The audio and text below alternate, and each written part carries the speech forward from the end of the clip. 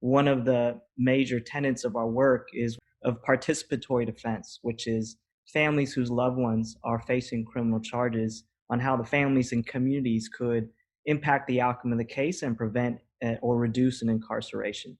To put it in the language of today's discussion, the way I would frame that would be the communities that are have been sacrificed in the name of safety, and as a result of law and order. And the reason why I wanted to start with that is because I think what today's moment is about is challenging some of the assumptions of what words are synonymous with others.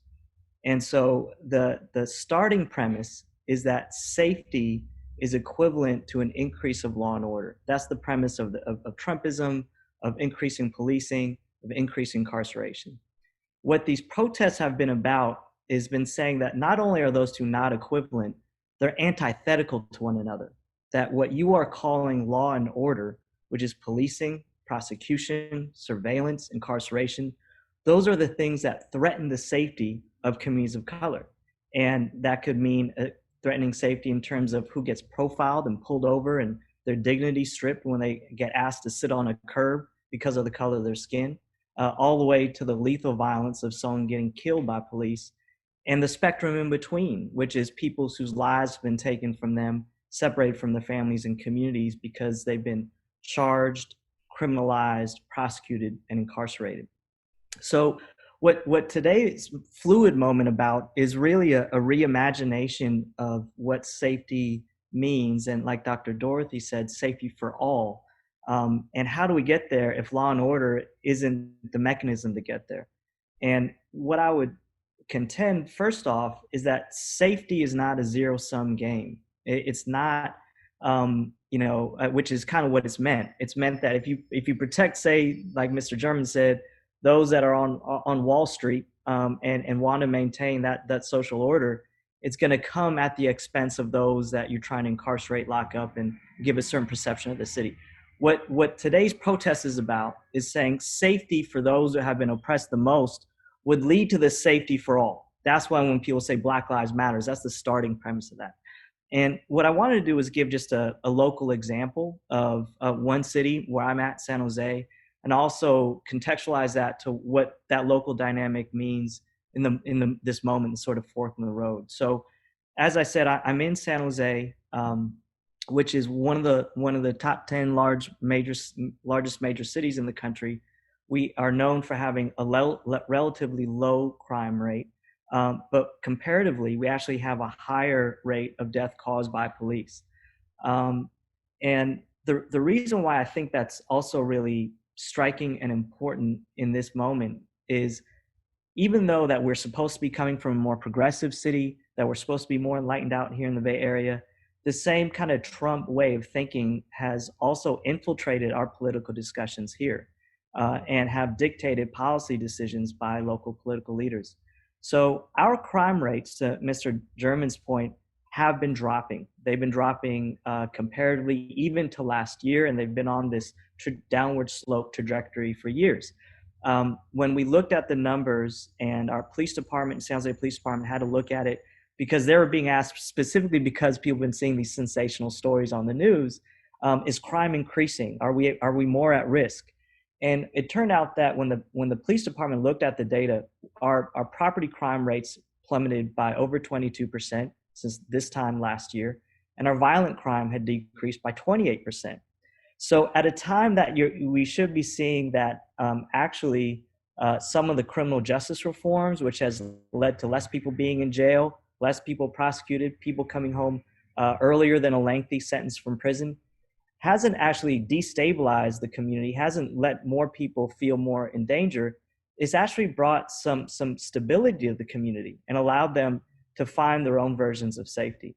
Yet at the same time we saw crime decreasing, we've seen a ramping up and really an expose of racism, not just sort of in the atmosphere or comments on the street, but from the actual institutions and apparatus that is employing law and order, meaning the police. So I think this was maybe mentioned before. Some of you had seen this maybe in the news, but there's a recent expose of a Facebook group of San Jose police officers that are both retired, currently active, and also at the administrative level, like sergeants, that had a Facebook group that was closed, that was shared by the partner of one of the members, that showed the most vile, racist, white supremacist language coming from those that have the legal authority to kill. That's what makes this so different. You had police officers saying, having a picture of a woman in a hijab that said we should take her hijab off and use it as a noose next time. You had officers that said Black lives really don't matter, and all the other officers applauding and laughing.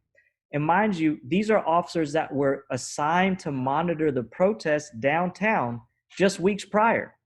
The ones that I was at, that the young people were at. And so this is what the real fear is. The fear coming from communities that we work with and are surrounded by. It isn't so much just the racism that is longstanding and consistent. It's the fact that it's embedded into an institution that has the ability to kill, to harm, to strip you of your liberty. And that it's also not just pocketing itself at the lower levels of the police department. The example I would give outside of that Facebook revelation is the fact that the Police Officers Association, which controls a lot of the political discussions in most cities, actually was able to sort of protect those officers. And it's baked into the contract that even if you wanted accountability and said, look, an officer that said you could use a hijab as a noose should be fired, and there shouldn't be any sort of argument of that. We cannot remove that officer due to the nature of the arbitration system of the union contract. But it goes even higher. So our mayor, who's a Democratic mayor, I believe has higher aspirations beyond San Jose. How he's reading this moment is very telling because it's adding fuel to the fire. So when he looked at these protests, him and the police department deployed the police, and they were brutal. They're firing tear gas, they're firing rubber bullets to mainly young Black and brown people. And I've never seen that happen in San Jose. I lived here my whole life. They imposed a curfew, stripping people of their ability just to protest peacefully, as Dr. Dorothy said. Again, never happened before in San Jose, all in the name of law and order. And when there was a recent protest that admittedly went to his house, the way he reacted and described it to the media was that the protesters were, quote unquote, menacing thugs. And that phrase should be familiar to you all because you've heard Donald Trump use that language. You've heard it used frequently in the 90s when there's the imagery of the super predator, which were young Black males. And to have a Democratic mayor that was self-proclaimed as progressive putting out this dog whistle sends a message to the police department, sends a message to other racists that are on the spectrum of white supremacy. So this is the sort of moment of crossroads that we're in. I'll say one last thing around where I think where this heads, and this is bigger than our city, which is I really feel that like the pendulum is going to go in whichever direction we as a community can sway it. And left to its own devices, given the mayor, given the police chief, given the POA, and those characters exist in every single city in this country, is going to swing to this quote unquote law and order mentality based on sensational, singular new individual stories, right? So again, what the Willie Horton effect, where there'll be a front page news story of one crime, and then they'll change their policies just based on that, affecting thousands, resulting in more policing, more arresting, more police violence. Now, we could either go down that road, or we could reimagine what safety means and how it could actually be realized for others. And so that's why when people say defund the police, it's actually a more holistic, thought out way of looking at how we arrive at safety. What defund the police is essentially saying, beyond just the kind of rallying cry or the posters, it's saying that this system of law and order that has existed as a result of and since slavery does not result in safety. If anything, it creates more harm and danger. And so what we need to do is arrive at this place of safety away from law and order, so take away that harm, and then invent and create space for investments to other things that address the root causes of harm. What Dr. Dorothy said, mental health issues, lack of economic opportunity, um, other things that destabilize neighborhoods and communities. And that's not an aspirational, hypothetical thing. Those are the conversations that are happening literally right now in every budget hearing in every municipality in the country.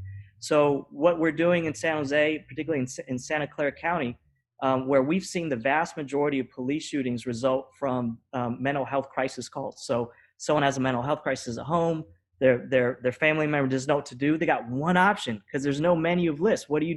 You call 911, and what does 911 do? It brings out an officer that has one sort of solution, which is to use violence.